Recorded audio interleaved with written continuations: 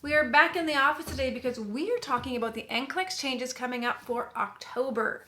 Now, if you're writing before October 1st, so up until the end of September, you're going to want to watch this video because it talks about the NCLEX changes that were made for COVID. Well, I made a prediction in that video and wasn't quite right. So we're going to talk to you about what's happening in NCLEX for October right after this.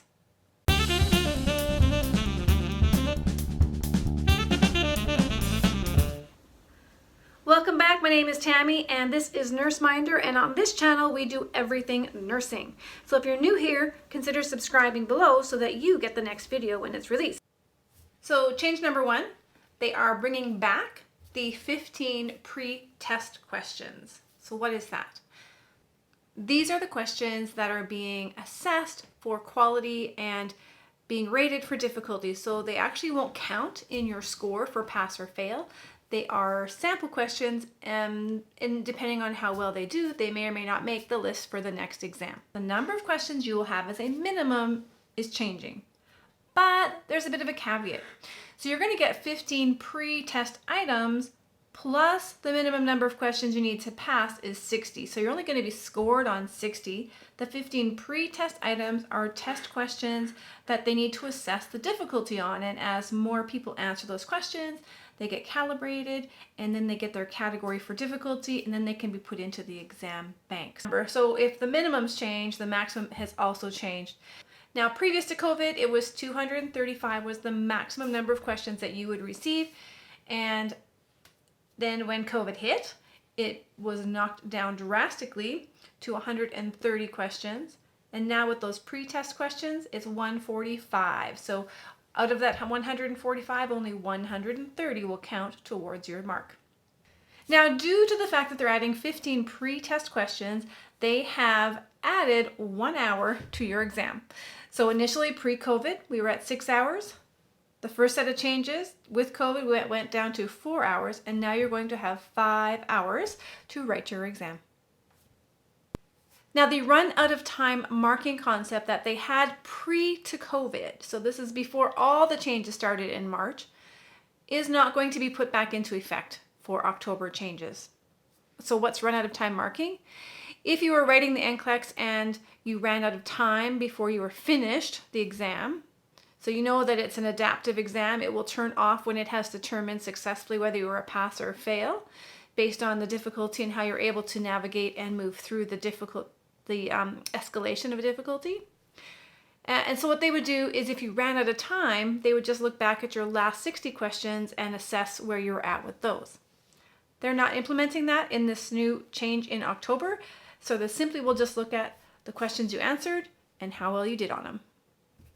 And then lastly, they're also going to reintroduce the research section, and they highly encourage you to continue on and complete that research section after your NCLEX exam is done. And they've also changed the NCLEX tutorial to an online guide to help students with NCLEX questions. Now, I've gone ahead and done it. I'm going to show you what it looks like here, but I encourage you to also take the free NCLEX online tutorial. Take the free NCLEX online tutorial to get yourself set with the types of questions they're going to be asking. And there are several different types. So let's look at that next. So head on over to the NCLEX tutorial, and we're going to start the online sample. So this is really going to give you an idea what it looks like. You should see your first and last name when you get to your NCLEX exam. Up in the left-hand corner, it's going to talk about some general information about how you're going to progress through this. And then it's talking about abnormal behaviors and confidentiality, and that you will not be testing or be sharing any of this information with another person.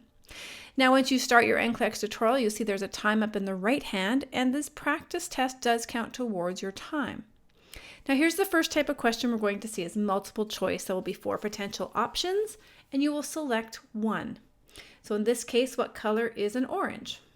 We're going to select orange and hit next. The second type of question you will see is a multiple response item, also known as select all that apply. You'll be able to choose multiple different options using your mouse or your keypad as per the instructions. So in this case, which of the following are fruits, apple, banana, and moving on.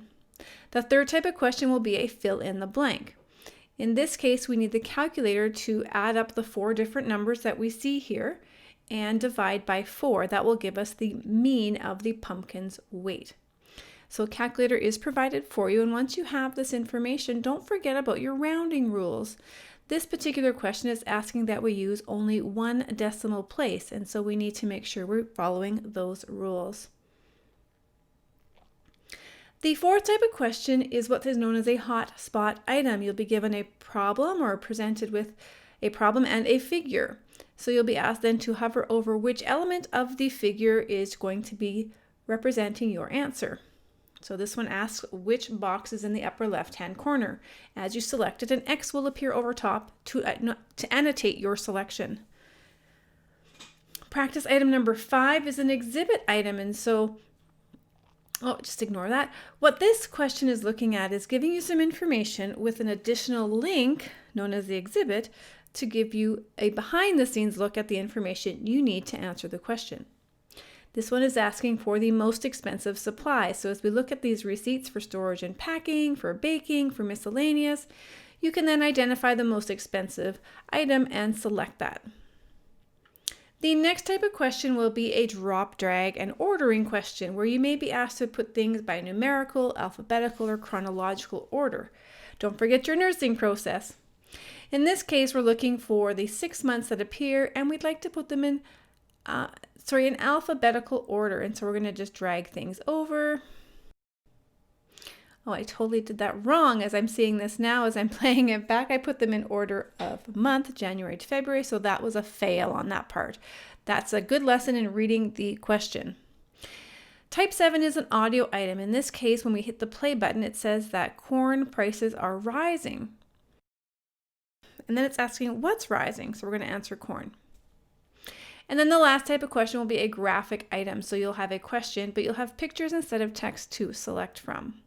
So you'll want to make sure that you're going through this test question bank to practice your exam familiarity and comfort with the different types of questions. Now, if you're looking for some tools to help prepare you for that NCLEX, I'm going to have some links below where you can access either the Saunders NCLEX examination preparation or the flashcards. I know some people prefer to have those flashcard type materials. So go ahead and click on those links below and we'll get you hooked up with some supplies to help you prepare for the content of your NCLEX. Until next time, make it a great day.